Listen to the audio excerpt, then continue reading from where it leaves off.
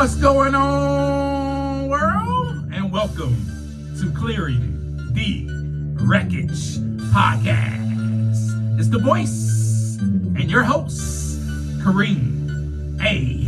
Rashid. And once again, I don't know what you got going on. You could be getting on the toilet, or you could be getting off the toilet. Hell, for all I know, you could be wiping your tushy.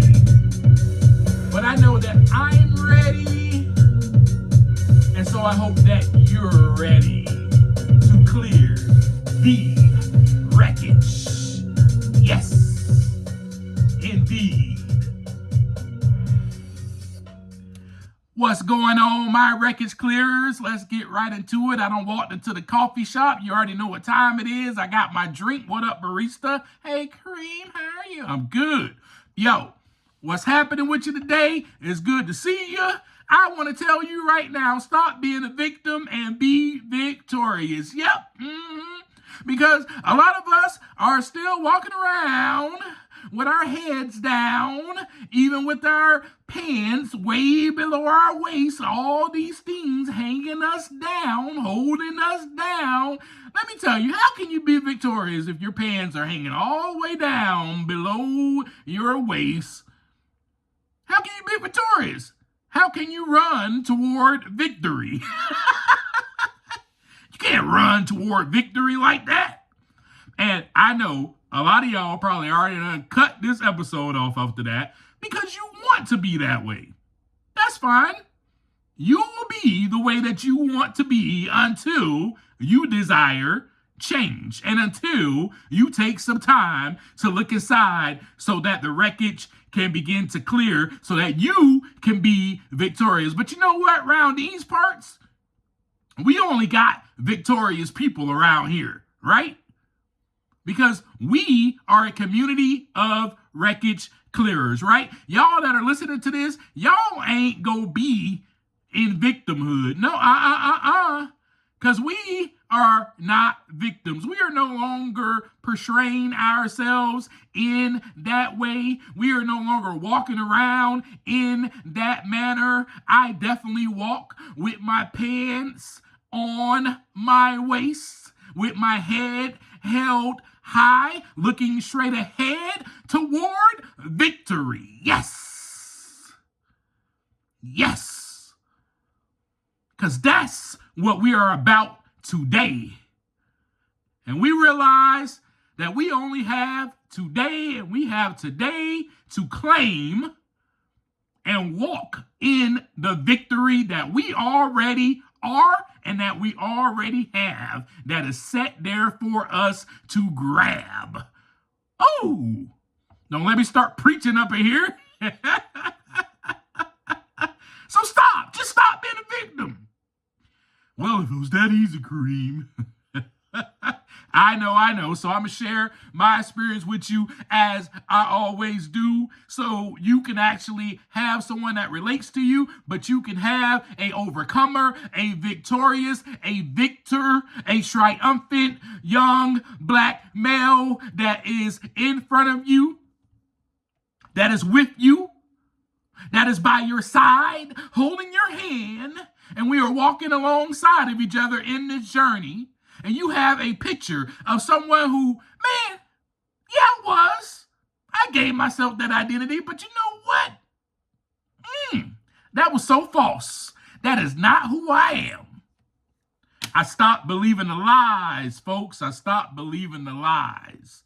But this is the lie that was created for me and the lie that I believed. My childhood was unfair. Yep, it was unfair that my parents got divorced. Yep, it was unfair going back and forth from house to house. Yep, it was unfair not seeing my dad. It was even unfair it was unfair seeing my dad. It was unfair not being with my mom. It was unfair that I was left alone. Unfair. This world, this life, everybody treats me unfairly. Unfair being sent to stay with my dad. Unfair not knowing my dad. Unfair not having my brother around. Unfair. Totally unfair. Unfair being all alone. Unfair having to adapt to a woman who is now portraying to be my mother. Man, get the heck out of here. That's unfair. How could you? You would never replace my mother. Unfair that my dad moved on after the divorce. Unfair. Unfair that I was bullied by one of my other siblings. Unfair that I was awakened out of my sleep at night by this older sibling. How could you? How could you? How could you do those things to me? Unfair and unjust, my childhood. Yep, I felt alone, abandoned, wronged, treated like crap, which led me to anger. Of course, I was mad. But see, remember, like in the last conversation we had, I just thought I was just mad a little bit, But of course I was mad. I had no control over any of these circumstances. I was helpless. I felt helpless. I didn't cause any of this. I mean, I was just a kid. So, of course, everybody else was to blame.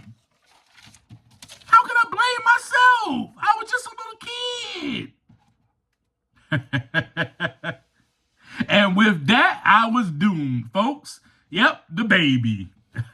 That baby mentality is also the victim mentality. I was doomed and I was stuck emotionally. Yeah, I just, that's who I was, because all I did was dwell on those negative events.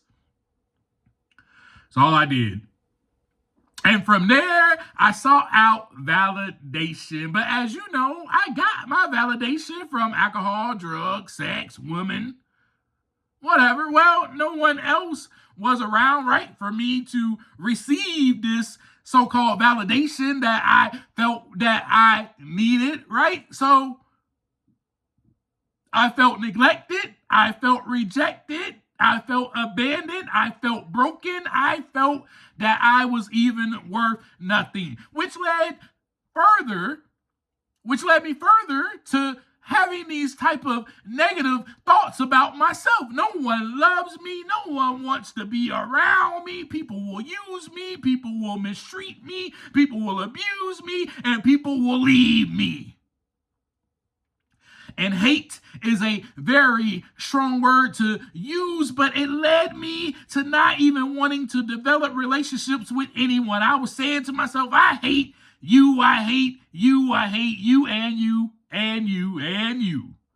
So I didn't want to develop a relationship with older men because they would just bully me, right? Didn't want to have a relationship with any woman because they would just leave me. I am a victim here. Don't you see what everybody has done to me? Please, can you not see this? I get treated like crap by everyone. This, my friends, was the identity that I took on, and a resentment which led to the harm of my mental health and my relationship. Burning man. Burning. On the inside, I was burning down, and I thought that I was burning down all the other people that I was resentful at. But it was really me that was on fire.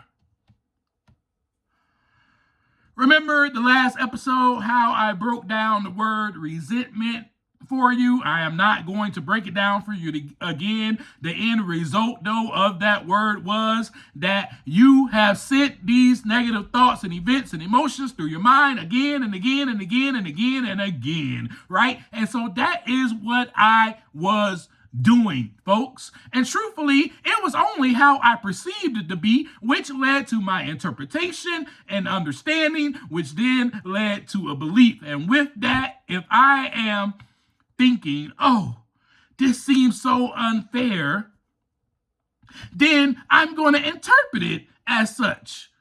I'm going to believe as such. Yes, it is unfair.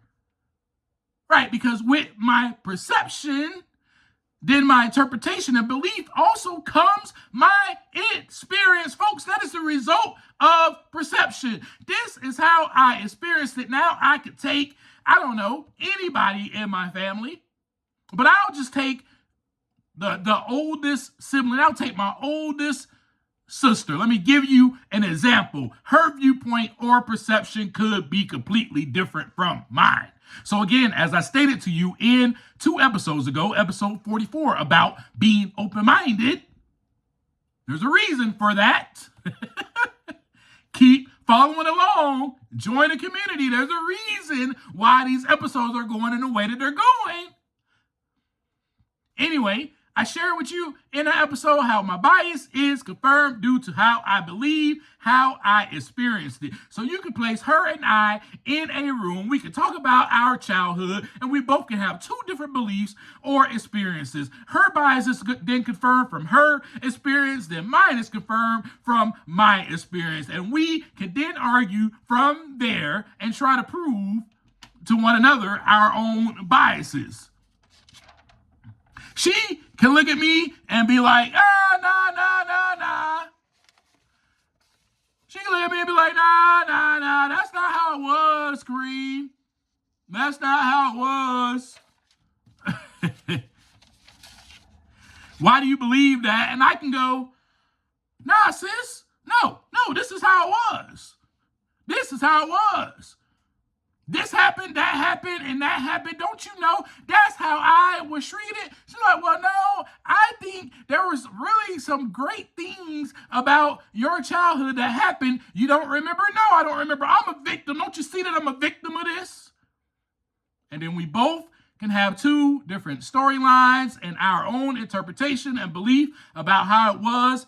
And my storyline led to a deep resentment because I was replaying, or should I say, saying and sending the same narrative through my mind over and over and over again. My resentments stem from a belief that now this world is unfair and those external forces are solely responsible for my suffering, which then prevented my personal growth and development and the process of my emotions. Yep, kept me stuck like a little baby. Everything is unfair. The world's unfair. My parents getting divorced is unfair. Me being left alone was unfair. Me being treated the way I was treated by that older sibling is unfair. Everything is unfair. And you know what? Everything else is going to be unfair as I grow up. Do you think you were treated unfairly? Go ahead and just ponder that question. Do you think you were? Now, I know a lot of us, just as human beings, we definitely say the same, as we always say, well, life isn't fair. You know what? Life is what you make it. You can say it's fair, or you can say it's unfair. It depends on the person's perception, because then they have an interpretation, an understanding, and then they have a belief, which then is their experience, right? And that is why they believe what they believe, because they experience fairness. You just happen to experience unfairness due to the way that you look at the world. And so due to the way that I was looking at the world, due to the way that I was sending those negative events, all those things that kept happening through my mind over and over again, it developed a resentment, which is truly the definition of resentment. Sending those things over and over and over through my brain, as I discussed with you last week. Let's go just a little bit deeper, shall we? You ready? Let's go a little bit deeper. So here is a little research of key factors linking to victimhood and resentment. All right, and most of it I just shared with you. Most of it I just shared with you, but I'm going to break it down just a little bit. There comes a sense of injustice and unfairness, and it's due to the trauma or repeated negative experiences that can foster a belief that life is stacked against the individual and that they are repeatedly treated unjustly. That was me, right? This persistent feeling that things are unfair and beyond one's control is the direct driver of resentment. Ding, ding, ding, ding, ding. I just explained all of that to you, right? Then you have something called repressed anger, where anger is going to be a natural response to trauma and feeling wronged, serving as a survival instinct, as a way to cope with stress. It's natural. That's your way to cope with the stress that's going on. So, Kareem, you were going through this because you were angry because you were trying to cope with stress. And then you just felt just a little angry, but you didn't know. However, in your victim mindset, that anger was often not processed healthily, and it became repressed and internalized as bitterness and grudges. Oh, I'm just a little angry, just a little bit, and then it grows. There's also powerlessness, right? Remember I said I felt helpless? Powerlessness and lack of control. And a core aspect of victimhood or victim mentality is feeling a lack of control over one's life. And that often stems from situations where control was genuinely absent. For example, childhood abuse or violence. This perceived, keyword, perceived powerlessness makes it difficult to move forward. And the resulting frustration feeds the resentment toward perceived perpetrators or life in general. Let's just keep going. External orientation and blame shifting, right? So everything that I did from that point on, so when I grew up physically, because I never grew up mentally or emotionally, remember I was still a baby,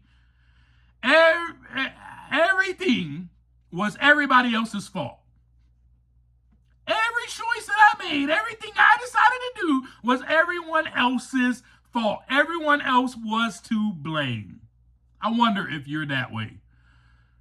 If you have a victim mentality, you tend to blame others, circumstances, or fate for your problems rather than just taking personal responsibility, which then prevents us from addressing the root cause of our distress and fosters resentment toward the perceived, keyword again, sources of our misfortune. See, all of that was perceived, which I began to learn about myself when I started to take the time to look inside so that the wreckage can begin to clear. This was just my viewpoint of my childhood. That doesn't mean that my childhood was actually unfair. That was just my viewpoint of it. Catch my drift? Then, of course, it produces you continually being a baby emotionally, emotional stagnation. Need I go further with this? You cannot grow if you have a victim mentality. You will be on repeat like I was. Every day was a rerun. It was the same show. It was the same game show at that, the blame game, starring Kareem. With that mentality, and also, with that mentality, you cannot grow. And anyway, with that mentality as well, I searched for validation. And I was also in search for some sympathy. Don't you see that this happened to me? Don't you see? Let me run and tell somebody else, hey man, this happened to me. Oh, I'm so sorry, Kareem. How could they? Yeah, this happened. Sympathy. I wanted you to feel bad for me. Do you want others to feel bad for you? Do you?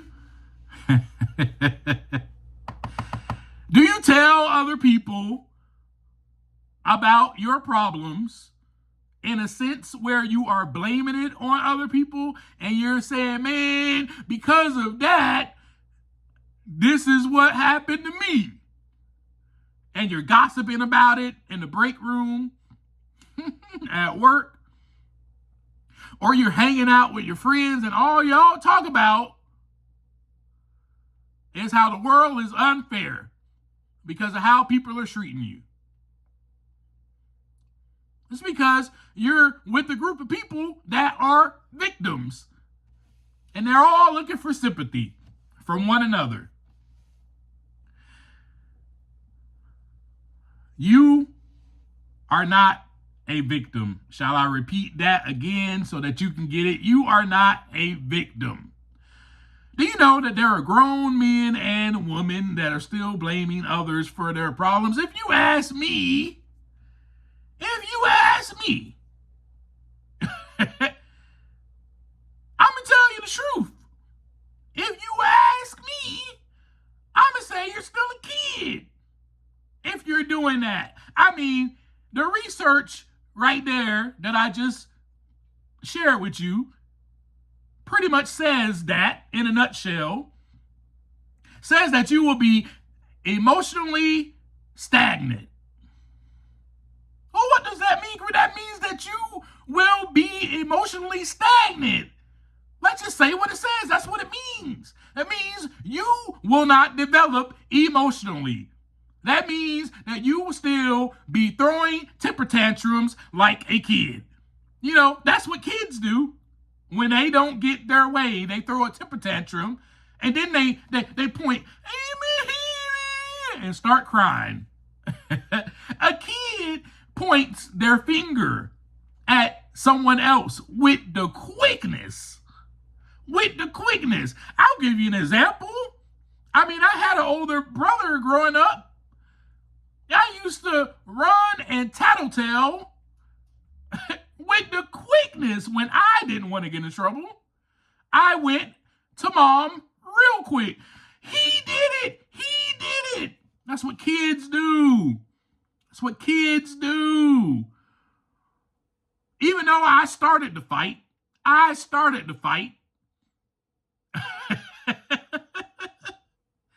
I go to mom. He started it. Look what he did to me. So that she can show me some sympathy. Man, look. Babies pay back wrong for wrong. Kids do that crap, man. It is time to grow up. Do I need to go all the way with the baby analogy again with you? I'm not doing that today. I am not doing that with y'all today. Stop being a victim. In our last episode, I gave you some tools on how to deal with your resentments. Here is a little more on how I learned about all of that from my mentor and how I learned just through taking the time to look inside so that the wreckage can begin to clear. The first thing I learned was I play a part. Oh, no. I bet you thought you didn't play a part. Oh, yeah. Like that kid, that example I just gave you of me starting the fight and then getting my butt kicked by my brother and then crying and running to mom and saying, he hit me. Look what he did. Aren't you going to punish him? Look what he did. But truthfully, I played a part. I hit him first. That was the part I played. So I had to look for my part in all of my resentments. And everything that I had wrote down, remember I told you last episode, if you haven't listened to the last episode, please listen to it. I told you how I jotted everything down. I jotted down all those resentments. I wrote it out and what I wrote next to it and all of that. You need to listen to it so that you can also learn how to clear the wreckage on that and get rid of these resentments that you have. And also, I wrote everything down. And it taught me how not to be a victim anymore. And I still do this till this day. Yes. So I had to recognize my part. That was the first thing I had to do. Acknowledge, hey, you know what? I have some personal choices and actions involved in this that influences the outcome. Oh, I decided to hit my brother. Boom. My personal choice. Boom. I'm finna pop you. That's my personal choice. Regardless of what he said to me, I decided to get angry and throw a punch. Boom. Right? Then he decides to throw a punch back. Boom. And then we start fighting and he gets more punches in and I am now hurt. I had to acknowledge that my personal choices and my actions influence outcomes. My personal choice to boom, hit him, cause him, boom, to hit me back, and he hit me some more, and that was the outcome. A fight broke out. That was my role in that. And I'm just giving you an example, of course, right? But that was my role in that. So I had to realize, hey, what is my role in all of this? Well, first, I needed to realize that I was choosing to be angry. When it came to holding all this stuff in, all of these, I was choosing to be angry. Are you choosing to be angry? I was choosing to send that anger through my mind over and over and over again. I was choosing to ruminate or obsess over that same negative event that happened. Let's take i.e., for example, my parents getting divorced. I chose to look at that event and replay the tape over and over and over in my head again. I decided to see the event of my mother sending me to stay with my dad. I decided to see that and perceive that in a way that was negative. And then from that, I decided to obsess over it and replay it and send it. It was sent resentment. It was sent through my mind over and over again, which left the resulting state as resentment, resulting state or condition. So there are things right now that are going on in your life that have been, that have went on, this past tense. There are things that have went on in your life. Maybe if it's from your childhood, or maybe it happened sometime down the road in your life that you are ruminating over. You are replaying that negative event in your head the way that you see it. You haven't taken anybody else's perspective, nobody else's feedback, nobody else's experience. The way that you perceive it and interpret it and understand it then becomes your belief. And that's how you experience. So now your bias, your perception is confirmed. Nope, nobody can't tell me different. This is who that person is to me. This is what they did to me. How dare they? Have you took the time to look at it from a different perspective? Have you took the time to just go, you know what? I really don't want to be angry about this anymore. What about that? Have you even said that to yourself? Man, I'm just so tired of being angry about this. Because I know what you're doing. Because if you're like me, you're doing exactly what I did. You're putting on a mask. You're going to work. You're pretending to be this joyful person. You're pretending to be this light to the world. Everybody loves you. Everybody loves being around you. But when you get home or when you get by yourself and that thought comes up about that person who did you wrong 10 years ago, that event, you start obsessing over it, and then you get mad over and over and over and over again, and you start to burn again on the inside. You are a burning flame on the inside. And you know what? Because you're burning, you think when you're starting to think about that negative event, that other person is being set on fire. They're not. They're not even thinking about you right now. They're not even thinking about you right now.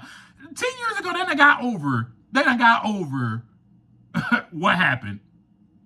They probably been trying to form a relationship with you for the past 10 years. You have ghosted them, blocked them, ignored them because you're so angry. And they said, you know what? Well, there's nothing else I can do about it. I've done my part. I was ready to acknowledge my part. But this person obviously just wants to stay mad. Let them be mad. You are only hurting yourself. You have a choice.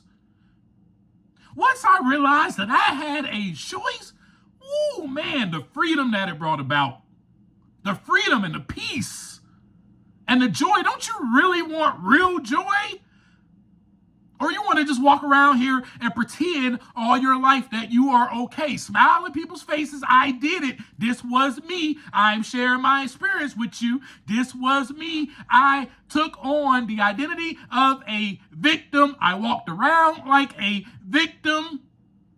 But when I was around other people, I knew that I had to portray myself in a certain light, in a certain manner. So, of course, I became a chameleon. I don't want you to continue to be a chameleon, to continue to blend in. I want you to be so victorious that when you walk into a room, these people know, oh, man, there's Kareem. Heads turn. Heads aren't turning because you're so handsome or because you're so pretty. Heads turn because I'm handsome, for sure. Just kidding. I'm just kidding. But no, heads aren't turning because of the outside. Heads are turning because they see something on the inside of you. They see God. They see, oh my goodness, this person is transformed. They see a healing taking place inside of you. Don't get it twisted. People can see what's going on inside of you. People could see that. People were able to see what was going on inside of me before I was able to see it. And it wasn't that I didn't know it. It's just because I wasn't willing, open-minded, or honest enough, or aware, or ready to acknowledge, ready to admit, ready to accept. Remember the 4 A's? I wasn't ready to do any of that so that I could take the time to look aside so that the wreckage can begin to clear. Are you ready? I had to acknowledge that me dwelling on this is only resorting to my mental health issues, only resorting to me going to the bottle like a baby. The baby dwells on stuff. That's why they cry so much. They're dwelling on what just happened. And they need relief. That was me. So I went to the alcohol, I went to the drugs, I went to all of the other things for validation. That was me trying to cope with my emotions. That was me being emotionally stagnant, not knowing any other way to deal with my emotions, just like baby is emotionally stagnant, not knowing any other way except to cry and ask, please, mom, please, while they're crying. Oh, in their cry, you can hear it. I just want some validation and attention from you. It's a very unhealthy way to go about your adult life. For the baby, I get it. They are learning to lean on their parents. But as an adult, it is time to grow up. You don't need sympathy from anyone else. You are already victorious. I am here to speak life into you because now there is life coming outside of me. Woo, boy, I'm about to start preaching up in here.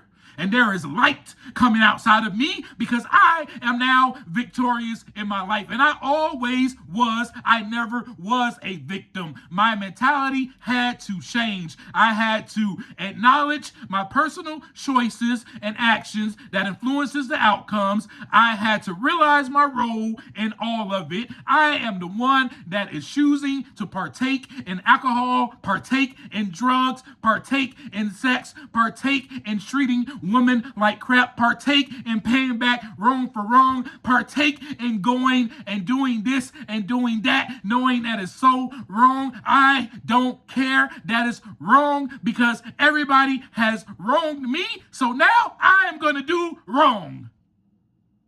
Is that your mentality? That was mine. Everybody's wrong me, so I'm going to do wrong. And you know what? I'm always going to be a victim anyway. Ain't no coming up out of this. I'm always going to be this way. So I might as well just live it. You do not have to think the way that I was thinking. I realized that is how I was thinking. Where is this getting me? So I had to acknowledge that me dwelling on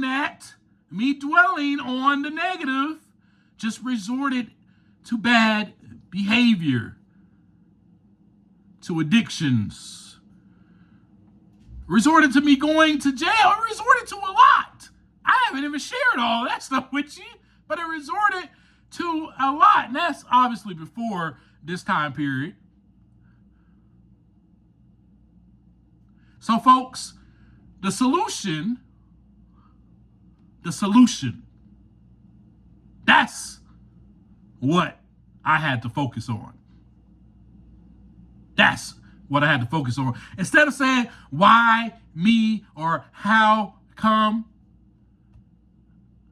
I learned to say things like, well, let's do the next right thing. What is the next right thing for me to do from here on out? Focus on the solution, not the problem.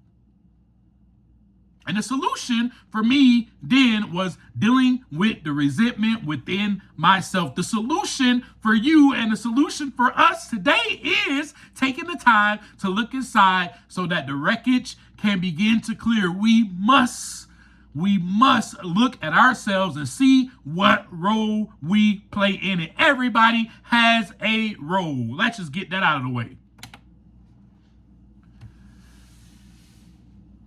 Because see, part of that victim mentality is just thinking that everybody else are the ones that have the role in this. I ain't got no role. No, you do too. Everyone does. Everyone does, including you. But the first thing is I had to realize that I was choosing to send these negative emotions through my brain over and over and over again. I had to say no to that. I'm not going to do it. I had to say no to that. Ooh, so what are some other things that we can do, right, to continue to clear the wreckage?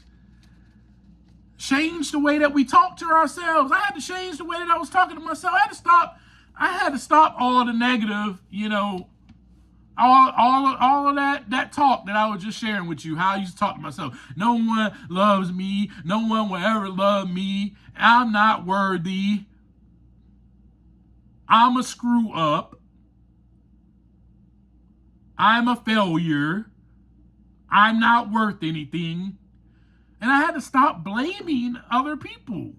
I had to stop blaming others, stop blaming myself, and I had to stop blaming God. And from that point on, gratitude I had to learn to practice.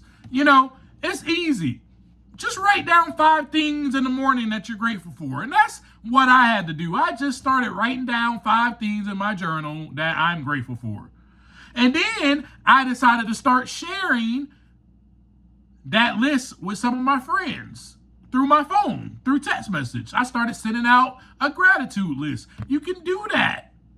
Then I had to work on forgiving myself. And of course, those who I felt harmed me, right? I had to forgive them so I could move past the resentment and the anger.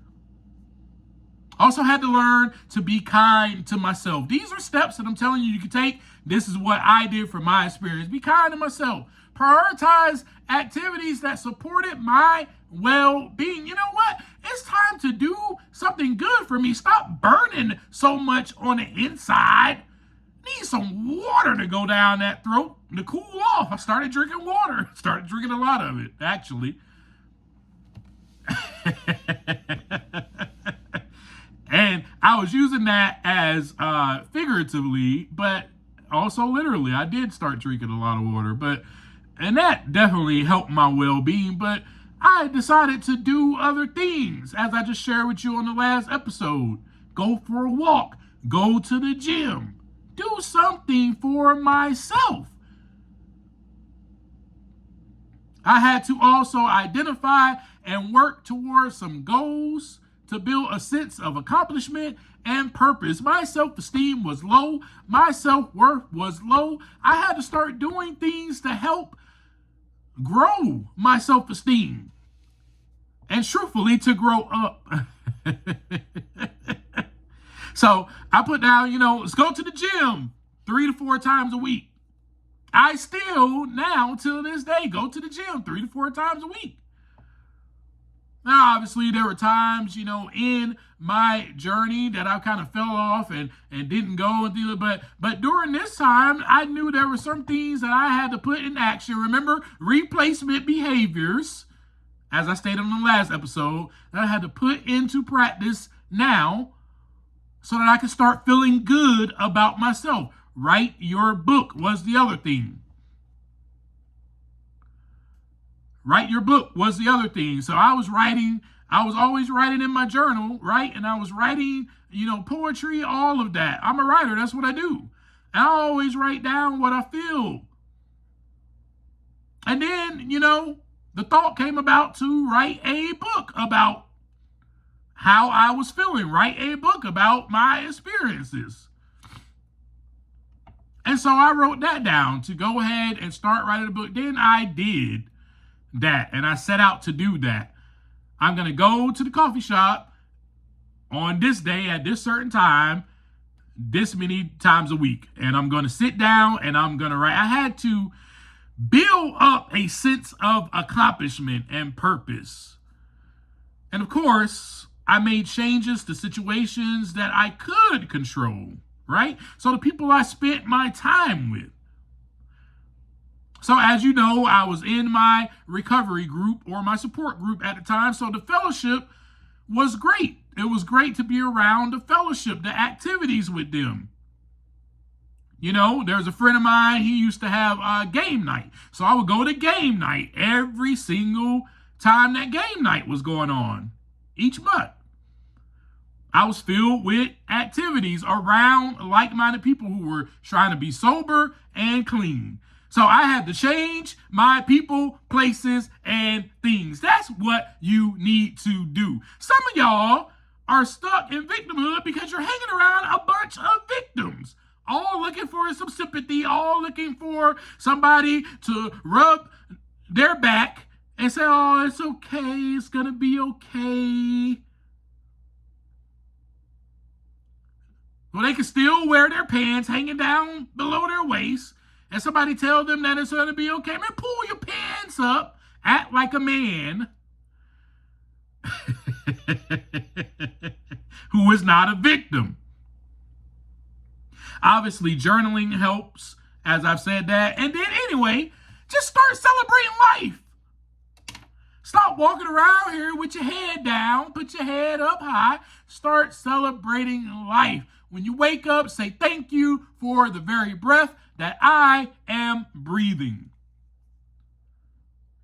And as you know, I later on woke up and started falling on my knees right away so that I can become present.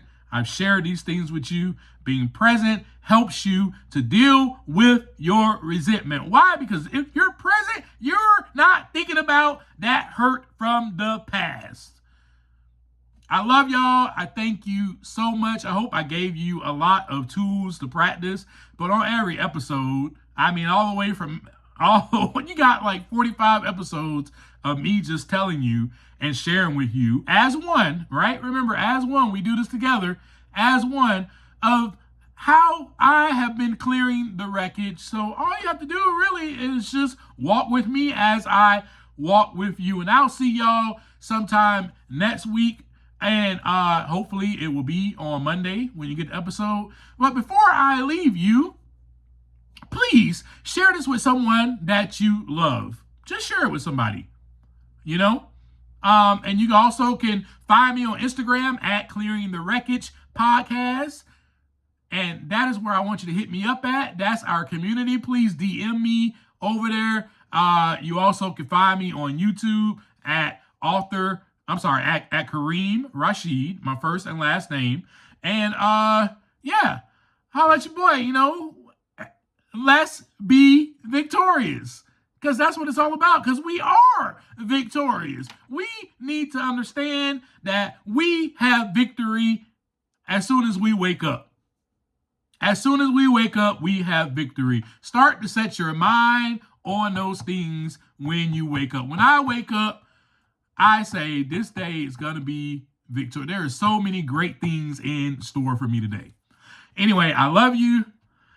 I thank y'all so much for always listening to all my wreckage. And until I see you again, as I always leave you, take some time to look inside so that the wreckage can begin to clear.